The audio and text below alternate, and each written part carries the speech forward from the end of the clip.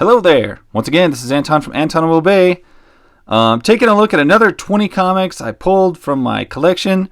If you don't know, last year I bought roughly 50 long boxes of comics when you total it all up from different full collections from collectors here in town. So I just keep going through stuff. I may have bought this a year ago, but I don't know I have it. So I just kind of go through and I'm trying to share some of the more interesting ones as I keep finding more and more stuff that's just so odd. This one, parody as you like it, The Elf Thing. Basically a parody of Man Thing or Swamp Thing, but he is an elf. And is it a comic, is it a product, or is it both? It is weirdness. Weirdness that only comes from Eclipse Comics apparently, because I have never heard of this one before. But I'm glad to have it.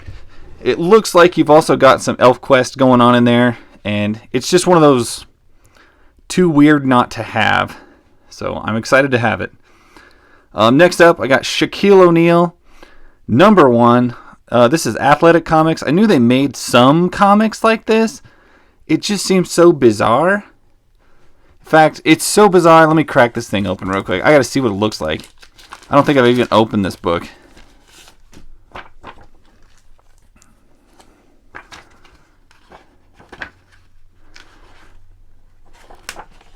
Okay, not exactly like I thought it would look. I really didn't know what to expect. But odd. It's almost like a fanzine type thing. I didn't know that it would have so much like artwork of him in it. Kind of bizarre, but I'm glad I have it. Like I said, I knew they made some sports comics, and I've seen some stuff like NASCAR comics and things like that. I had never seen one of these of Shaq, so I just thought it was super weird and super glad to have it. Next up, I pulled this one just because I thought the cover was beautiful. Marvel Divas. Has Hellcat on it, Monica Rambeau. Totally deserves more credit. Hellcat, because she doesn't get as many covers as she probably should. And it's a beautiful cover. Marvel's Divas, number 204. Thought I'd throw that in there. Timothy Zahn, who, if I remember right, didn't he used to write Star Wars novels? Either way, this is Star-Lord number 2 from 1997. I don't ever remember Star-Lord looking like this, so it's kind of weird to me. But I do like the cover, and I thought it looked very cool, and there's a lot of spaceships. All of those are spaceships. So, I liked it. Next up, Adolescent Radioactive Black Belt Hamsters. This is a Teenage Mutant Ninja Turtle parody that came out sometime after, but I've got like the original hamster books. They're much lower quality, and these are either an Eclipse reprints of those, or it's a newer product altogether just put out. I can't really say. I haven't cracked them open, but they are just, I don't know, they're super weird. I couldn't not have them. I still grab these out of any bins I see, just because they're that weird. Marvel Superhero Summer Special, number 2.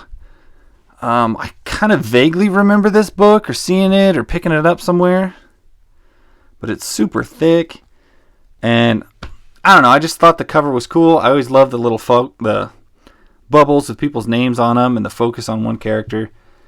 I like the cover. Speaking of liking the cover, I about always love Man Thing on a cover. It always looks so good. But this one I pulled specifically because it's a newer one, and it has R.L. Stine, which I didn't realize that R.L. Stine of Goosebumps and Fear Street novels and everything like that was writing Man Thing. So I put issues 1 and 2 on there. I think they both look great. Whoever did these covers did a fantastic job. Very pleased with them. Also have some John Byrne stuff. Babe 2.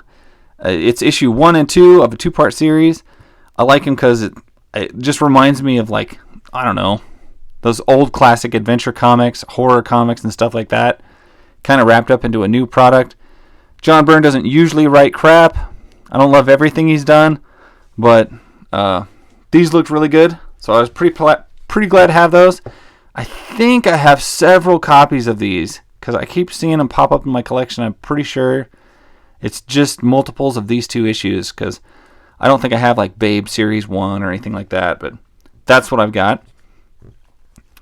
From the Amalgam series, or Amalgam line, which was a late 90s chunk of weirdo, Doctor Strange Fate, issue number 1. Basically, it was just a whole bunch of combination issues of DC characters and Marvel characters in one-shot issues, basically to give us amazing names. Like Shatter Starfire was my favorite one. Beastling is pretty darn good. Trying to think of some of the others. They're good though. I love their quirky names. Here's one that I didn't remember from back in the day. Triumph of the Brotherhood Brew. This is X Patrol number 1. Just good weirdness. Book that probably should have been in my She-Hulk covers call is Doc Samson number 2, side by side with the amazing looking She-Hulk. There she is next to Doc Samson. And like I said, I didn't even find this issue until after I had already done that other video, so this one's not going to be in the covers, so I just thought I'd share it because it is one that I found and I was really appreciative of having it. I didn't know that Doc Samson had his own book at any point, even if it is just a mini-series. Series that I have talked about at least once before. Action Girl Comics. This is a slave labor graphics book, and I am going to crack it open just so you can kind of see what I'm looking at here. Action Girl is done by multiple artists, telling multiple short stories. Black and white stuff. So you've got some art that looks so different than the next,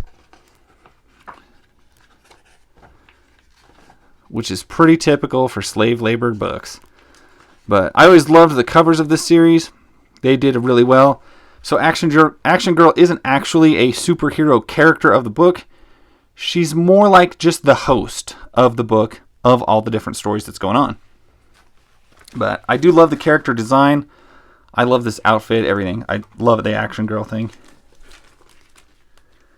Found. I don't have many issues of Morbius. Maybe only a couple, but Morbius, the Living Vampire versus Spider-Man. It's issue number 3. I hear he's getting a movie out. I've seen the ad, seen the trailer, and I don't really care. I don't know. It's just not floating my boat. Maybe when it gets closer, I'll be interested. But you know what? I haven't even been interested enough to go see Star Wars yet, so that's how it be.